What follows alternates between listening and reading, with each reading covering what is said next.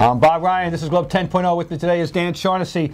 We still have a little rehash left on you-know-what, the thing that happened last week in Indianapolis. Hey, Dan, at one point, Tom Brady's completed 16 straight passes to set a Super Bowl record, and then he got hit by Justin Tuck, and the fact of the matter is he was 7 for 17 afterward. What do we draw from this? Well, I remember being in the press box and seeing him come over to the bench. Tom Gill's right in front of him, kneeling down in front of him. You there was a little discussion going on there.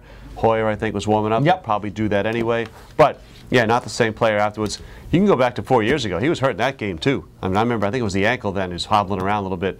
Never uses it, so we give Brady a lot of credit here. Does not use the excuse. No. But, yes, I think a different player then, you're never going to hear about it. No, you're not going to hear about it, but, I mean, you really have to use your common sense and know that there was a difference here. And you start thinking about the plays that weren't made. The underthrown pass to Gronkowski for the interception by Chase Blackburn, and the two famous plays in the last drive, on the next to last drive, excuse me, the pass that was not thrown well to Wes Welker, and the pass that was not thrown very well to Deion Branch either. And, you know, it's not his throwing shoulder, but you need your whole body. He wasn't feeling the same. That's part of the deal, though. You know what I mean? I'm not making excuses. They still had chances to win and didn't do it. But the fact is that Brady was not the Brady that he was in the middle of that game when he was rather sensational.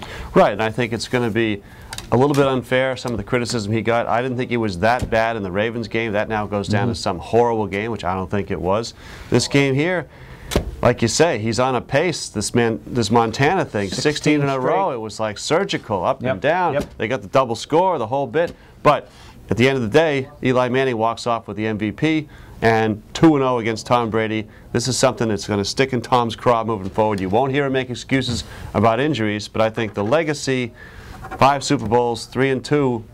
Now you're just, a second one that will stick in, and now it's 3-2, no question about it. But how about this, okay? They got 2 firsts, and they got 2 seconds, and they got a third, and they got a fourth. Can you think you could put one of them on a wide receiver who can run down the field faster than a Clydesdale?